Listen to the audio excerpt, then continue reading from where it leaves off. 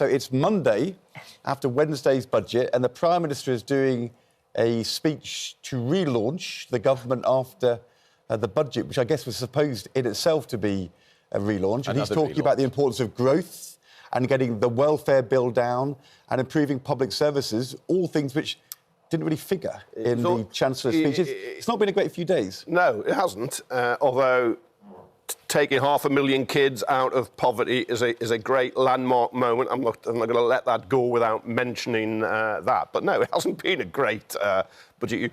I was listening earlier when you and Susanna were speaking, Ed, and you said, oh, it hasn't landed. It has landed. It's landed like a skip being dropped by a truck outside the house with a great big thud. And then everyone's wondering, well, what's going to come on, and the chaos and everything that's going to come afterwards. Because so much of it's the process. And it's not actually what's in it, it's the process and the build-up. And this, she was painting the economy to be worse than it was, which is very unusual because chancellors are normally accused of whistling and being cheerful when things are terrible. And the situation was better than she was letting on. In fact, economic growth this year was upgraded from 1% to 1.5%. The other years are all 1.5%. It's a pretty miserable level, it's got to be said, better than the last Parliament, but it's in history, it's not big. I'm not sure if all of our viewers will fully understand the strength of feeling there is about this in your profession, in our profession, but particularly the people who are working in Westminster, because in those weeks before the budget, you're relying upon what you're being told day to day by Downing Street, and particularly the Treasury, about what's going on and where they are and information being passed. And it's there that people feel, that your colleagues feel, that they've been misled. Misled's a nice word, isn't it? We could also say lied to, because that's what this is about. The Chancellor of the Exchequer lied repeatedly in the build-up to the election to create the impression that there was a massive black hole, 20 billion, 22 billion, whatever it was, in the nation's finances, which is why she had to whack us with these huge tax increases. She didn't need to do that. The reason she raised those taxes, of course, was to pay for the massive increase in welfare. But it is a very serious accusation against the Chancellor of the Exchequer. She misled, she lied to the Cabinet, she lied to Parliament, and she's lied to the country. Well, let's take you back, because it's not, as you say, she did it publicly. This isn't just about briefing. This is about her speech. You were sitting there. We were sitting here. We did. November the 4th. That's right. There was this emergency briefing. A bit of a punishment beating, if I remember. Yes. It went on. You know, we carried it on live on our programme for about 18 minutes, I think. That's right, and with the analysis and the questions afterwards as well. So this is before the budget on November the 4th. But after the OBR had already told her, Chancellor, it's not as bad as feared. You have a £4 billion surplus. She was told that a couple of days before she gave this speech in which she suggested that it was far worse than it was. Let's have a look. The Office of Budget Responsibility, the UK's public finance watchdog, will set out the conclusions of their review of the supply side of the UK economy. I will not preempt those conclusions, but it is already clear that the productivity performance that we inherited from the last government is weaker than previously thought. That has consequences for working people, for their jobs and for their wages. And it has consequences for the public finances too, in lower tax receipts. So, is that a lie? Yes. Is that misleading? Yes. Or is that simply the Chancellor saying, actually, I want more surplus? Because the OBR said actually that the tax receipts were much higher than she says they're lower. They were much higher. What she said there is, in its own terms, correct, which is that the OBR had downgraded their underlying assumption for productivity growth, which meant lower wages and lower taxes coming in. That was true. What she didn't say was, alongside that, the OBR have also told me higher inflation, higher VAT receipts from the higher inflation on prices, and also more income tax and wider taxes coming in from wages. For every £1 we earn, we were paying more tax. All of that together means, in fact, one offsets the other. Exactly. And I haven't got a black hole. It was the omission of that second part. It's a sin of omission, Kevin. I think it was misleading, unquestionably. Whether it was lying, I'm not convinced. I don't think a jury would convict her once she put the counter argument. But the black hole, there wasn't a black hole because her rainy day fund, the buffer, the cushion you have just in case things go wrong, had gone from 10 billion to 4 billion. It hadn't completely gone. It's not a black hole, is it? No. She's now put it to 20 billion, so it's not right at all the extra money. Tax rises in 3 to 6 years, not coming in immediately by and large, are paying for benefits. That's not true. It's not all going to that. It's a myth. But she certainly misled it. It's the whole strategy right from when she got elected. One, the first thing you do is you talk down the economy. You've inherited a bad situation, you've got a bad hand, but just say you're going to make things better. 2, don't cut winter fuel allowance within 3 weeks, something that really cheesed, is a nice way of putting it, a lot of people off. 3, when you then do, there was a black hole, we can say, whether was it 10 billion or 20 billion she inherited, but there was a black hole.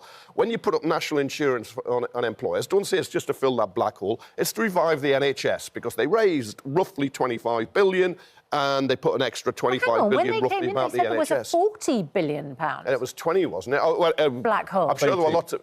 22, it was 22. 22 was the one she did in July. Sorry, I was just dealing with round figures. But when they came into government, the figure being bandied around was 40 billion. The one she did at the end of July, after the election, she said there was a 22 billion black hole at that particular point. But then it got bigger. In the report. But just to kind of try and understand this, because Kevin's saying she was misleading, Andrew's saying she was lying. The impression was clearly misleading, but what then happened was, in other interviews, and her advisors went out and told journalists, this is what she's really saying. Yes. This is what she really means. This is why we have to have a big rise in income taxes. And then when they didn't need to, no, it's all changed. The OBR has changed its forecast. It's much better than now. All those things were untrue. So, I mean, the interesting question is where does the lie happen? Is it what she said? Is it what she suggested? Or is it what her people then said? Well, it's definitely... There are no doubt some very accomplished political editors. I think of Robert Peston, for instance, of this parish, said emphatically and explicitly, they'd been told the size of the black hole, it's 20 billion, and it would require a 2p increase in income tax, and they would cut national... And he's furious. Well, he's been humiliating because he was lied to, not misled, and lied to. It's important because people might go, well, who cares what journalists think? Point is, journalists are the people who communicate That's how you get to the information public. out. Yeah, and of course, if you're a journalist, you want to be communicating accurately. You don't want to be misleading people yourself because you've been misled or lied to, whichever you want to say. Look, as a journalist, I think you protect your sources. If somebody tells you something in confidence, you've got to respect that confidence. Except, I think lies should be on the record. And I think those who are now saying she lied, what do you mean by that? But say who told them. Say who told them. But what's going to happen in the next 48 hours, you're going to have the Office of Budget Responsibility chief going to Parliament to answer questions. The Chancellor and her advisors will have to go and answer questions, her civil servant advisors. If Parliament does its job and asks all the detailed questions about who said what to who, when and why, it's going to be quite hard not to get to the truth. Who, what, when, where, why, But here's how. another thing. What did the Prime Minister know about this? One of his titles is First Lord of the Treasury. Did he not sign off the budget? Of course he did. Did the Chancellor lie to him as well about the OBR, about the state of the nation's finances, or was he part of it? Of course, this is all detail, but there's a bigger thing here, It's which is that last week they had a big tax rise. And in politics, if you live by the sword... that makes you vulnerable. Yeah. This is the Chancellor Exchequer speaking during the election campaign the night after Rishi Sunak had made allegations about what Labour would do in government. Lying again. Sorry, she lied again. She put taxes up in the last budget on working people, because employers are working people, and she's whacked them up this budget as well. I think the skids are under. I don't think she's going to go a day or before Christmas, but why? When there's going to be an upturn, somebody else is going to take the credit. Either because of the groundwork she's made, or the just world economy changes and we get pulled up. Old ships rise on an incoming tide. She used the word lying about the Prime Minister. A lot of the politics, but a lot of the politics, that's where it kind of needs breaking. And I'm very happy to have rows with you, but it needs to be broken. It was always a bit dogs and lampposts, and they'd pee on each other all the time automatically, and they've got to stop and just get it right. And of course, what the Conservatives are really upset about is it landed that budget. Yeah, it might have been a skip publicly, but there was no massive reaction from the people who lend us money, the bond markets, the bond vigilantes. In the long term, the government could save money with the costs of borrowing coming down, because she's got that bigger cushion of 20 billion. Why would the markets don't have votes? But why would unfortunately they have far too much influence on our lives. Why would anybody believe a word this woman says? That's the problem. Well, funnily enough, that was the question I asked her last week after the budget, when we had the row about whether they'd put up tax or not. Because they're dancing on the head of the pin, aren't they, about whether it was a tax rise by freezing the tax threshold. Because they said they would not raise taxes on working people. I've had emails from nurses saying I'm being dragged into the 40p tax rate. I did not know a Labour government was going to increase my taxes. Yeah, but, because people are getting pay rises. That's right. And of course, more tax. I mean, I've argued on this programme time after time. Wages are rising more than inflation. Our wages are going up, Kevin. And normally what happens when wages go up is that the tax thresholds move in order to accommodate that. So not as many people, like nurses, have to pay the higher rate. It was frozen 3 years before the general election. The Conservatives are going to freeze it up to 28. It now looks like it's going to go into 31. And the Chancellor said in last year's budget she would not do that. She said it would harm working people and break her manifesto. We've got the Chief Political Secretary, or the Chief Secretary to the Prime Minister, Darren Jones, coming on just after 7. What did he know? Yes, if you were Darren Jones coming on this programme today and we ask you, have you raised taxes? Have you broken the manifesto? Did the Chancellor mislead Parliament and the country last week? What's the right thing for him to say? Could he just start telling the truth? Well, would that be rather novel and original? Tell the truth. What would you say if you were him? He tells his definition of the truth. I mean, he told me last week when I asked him about this, that it's not a manifesto He's breach. currently scribbling, working out at the moment, Kevin. I am laughing because he can be very patronising in his answers. And that is, I just suggest he doesn't try that strategy today. He was chief... I'm sorry, Kevin and Andrew. You clearly didn't understand. No, exactly. What was being said. He was Chief Secretary to the Treasury, brought into number 10 by the Prime Minister, we thought, to second-guess what the Chancellor of the Exchequer was doing. What did he know? What did he know about this conspiracy, this deceit? That's what it is. Some of the tax rises, like on your house, you can defend. The threshold freeze is much harder to defend. So you just got to be honest about it. But I think I can see the political strategy, and that is something is cut before the next general election. Now that seems to be the theme. Because she's got the 20 billion piggy bank. Yeah. So the Prime Minister's going out today not only to defend her budget, but also to talk about welfare cuts, because it looks like part of the budget was to a lot of people, it feels like taxes have gone up in order to pay for welfare. And I was interested to see that over the weekend, a TikTok or Instagram video that a bricklayer had posted has gone viral. And in fact, the Telegraph have done an interview with this chap, Don Daniels. Now, I'm not sure if you can read that, but it says, "Some days I want to give up, but there's people on benefits depending on me." And it's touched a nerve. That's right. Which is why the Telegraph interviewed Don Daniels, because clearly there are a group of people, working class people who think, well, hang on a moment, I'm earning in order to better my life. I'm earning because that's the right thing to do. I'm earning, obviously, I have to pay tax.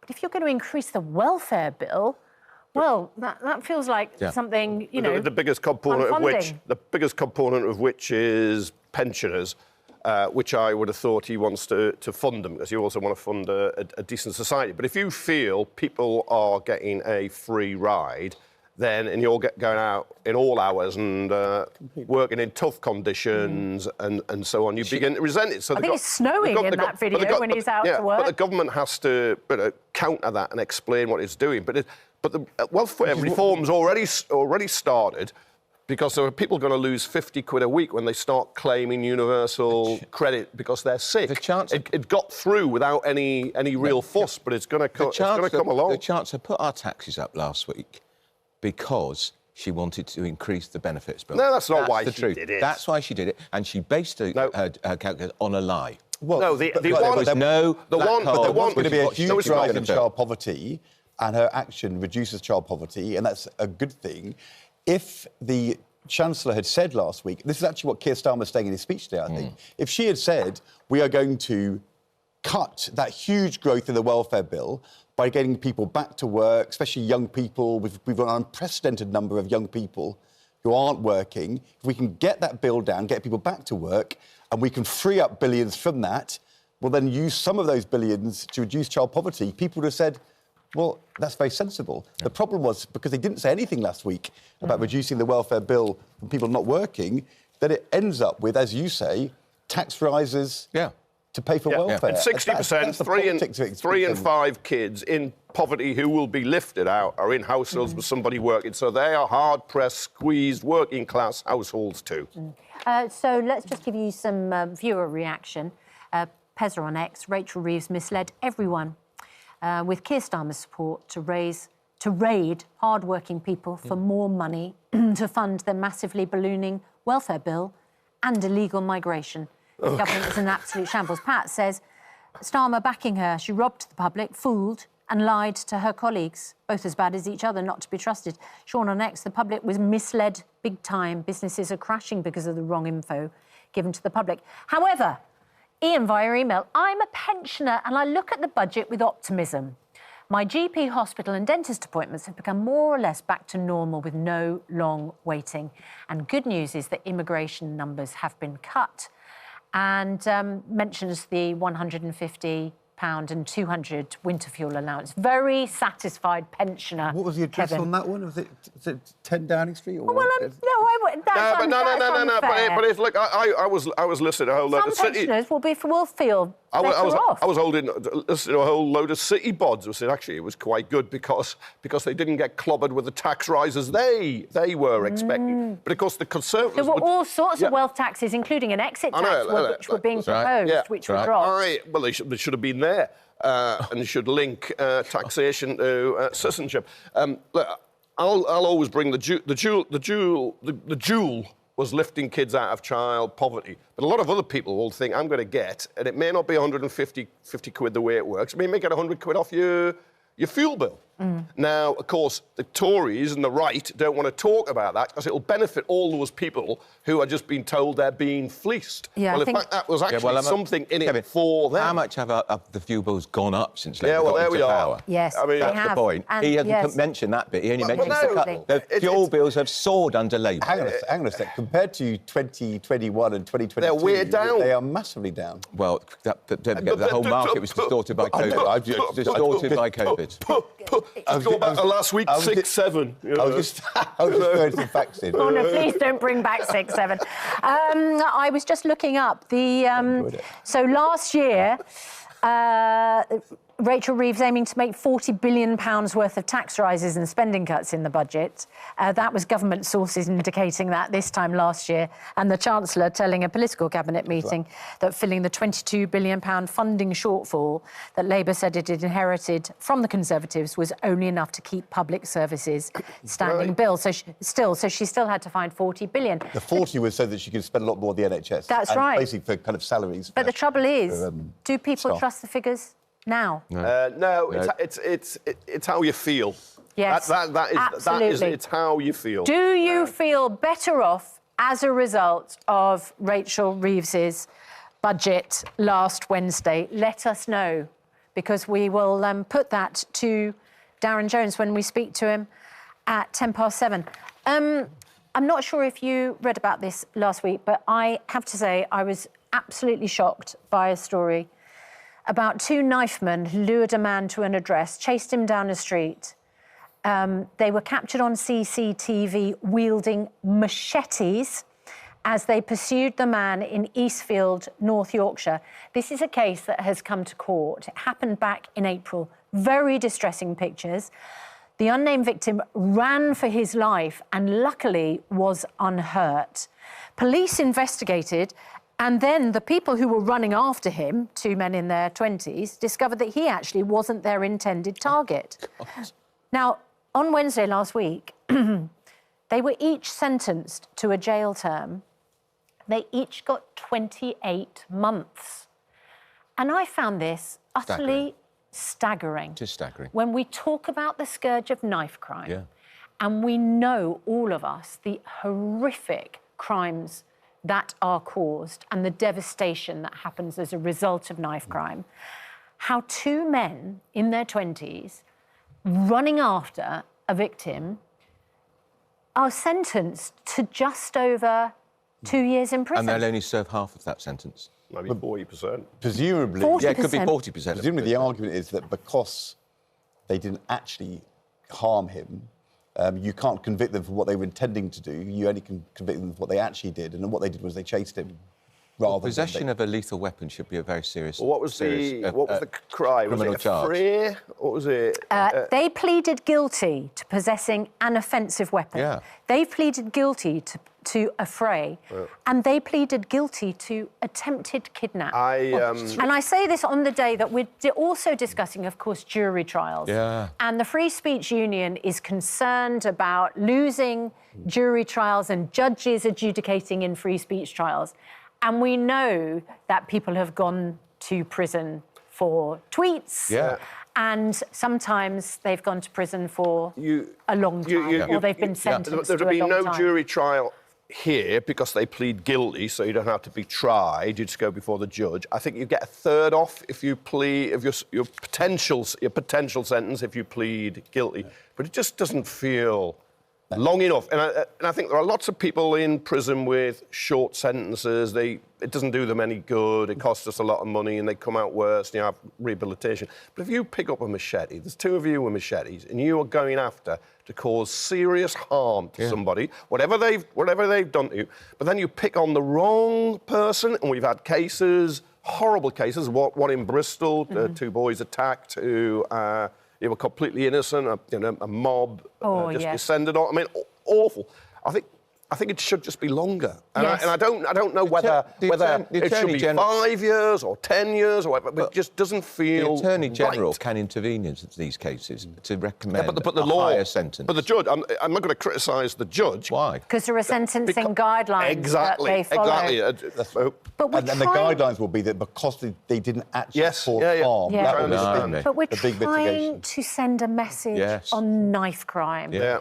In an era when knives are causing so much harm and distress. And where did they get these machetes from? I thought these terrible blades were supposed to be illegal now. I think knife crime, I think, is down, but nevertheless, there are still that's no consolation to you if you're the one who's attacked. I think we're expecting a statement, a speech from David Lammy, the Justice Secretary, about jury trials and wider judicial issues today or tomorrow. So we'll be able to discuss that this week. And we've got Darren Jones at 7:15, the Chief Secretary to the Prime Minister. Popcorn.